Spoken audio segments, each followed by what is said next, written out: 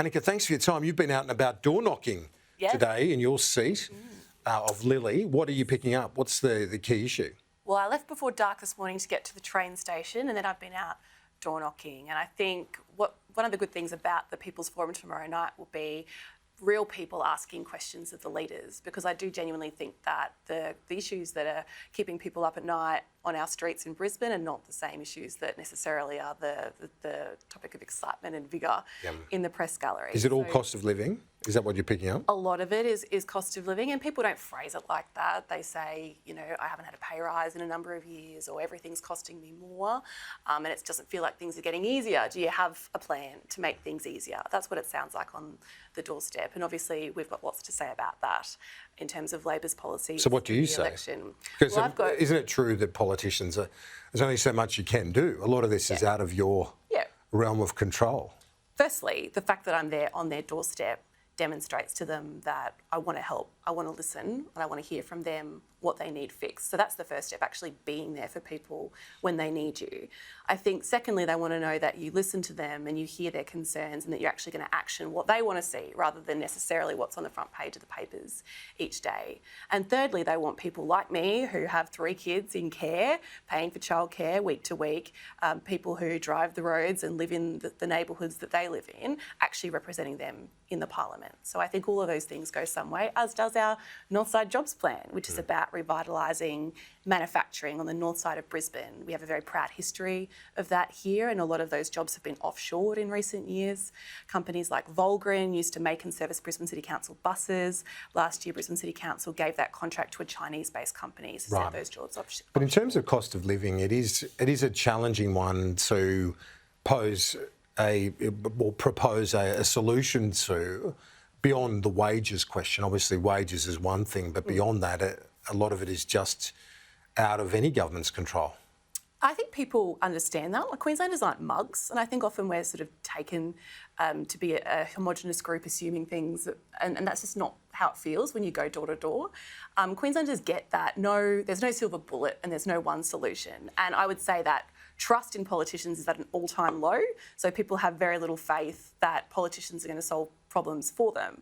That's why it's so important, like me, to be out on the doors every day, demonstrating that there are, you know, good people trying to do good things. What about the leaders? Did the difficult start, Albanese's gaffe to start the campaign, has that been raised with you? That has been raised a lot with me by journalists, not a lot by people. In fact, from when that happened... Well, we are people. We're still people. Northside, my constituents, how about that? Got it. But between that press conference on day one, I was counting, it took me 50 hours to find someone who actually asked me about it in my electorate. And he asked it, or raised it in kind of the poor bugger. You know, he was a supporter of Albo anyway, so he was cheering him on.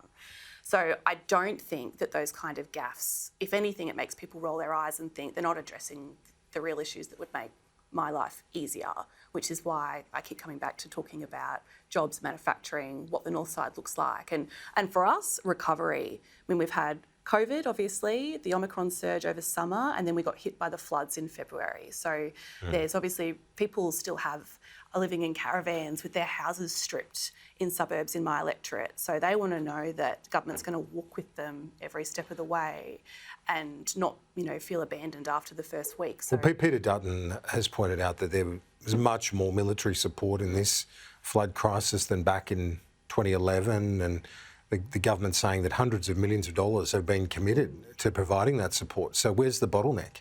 Peter Dutton also said that Queenslanders could look to the support provided by Brisbane City Council as sufficient, and people complaining that someone who's had their home and business decimated in Deagon receiving $350 a week less than someone who's had their home and business decimated in Lismore is a gripe. That came up a little bit on the doors this morning because people watch the news and people don't think that it's a gripe. People want to know that government understands the nature and complexity of the problems ahead, because it's going to be months, if not years, of recovery for people in Deagon, Brighton or Boondall who got hit by the February floods. When you're talking about the scare campaigns being run today, both sides are doing it, as Andrew Clennell reported earlier, one on your climate policy on energy, the other is on the cashless debit card, which Anne Ruston has said explicitly it's not happening. The Prime Minister again says it's not happening, but Labor continues to raise that issue. Well, It does get brought up by pensioners on the north side. I've had heaps of people raise it with me, and not because I'm running around the electorate talking about it, because the Liberals are running around the electorate talking about it. At the LNP State Conference in November, the Queensland LNP State Conference, branches moved motions in favour of expanding the scheme. Those motions were carried by the Queensland LNP State Conference. It's not Labor MPs running around drumming this up. It's Liberal members. That's where pensioners are hearing it from. Those motions were carried, and it was front page of the Courier Mail here yesterday, and it was front page when that happened in November. So that's where all the noise is coming from. Their own people are putting pressure on them to expand the scheme. The Prime Minister was pretty clear, though, it's not happening. He's ruled it out. The one way you can rule it out is to commit to abolishing the card altogether, which is what we're doing as Labor people, and that's definitely what pensioners want to see done. Just finally, I'll ask you about the forum tomorrow. Yeah. It's an important one happening here in Brisbane. But love to see it. The first one of the campaign, and obviously important for a bit of mojo for your leader.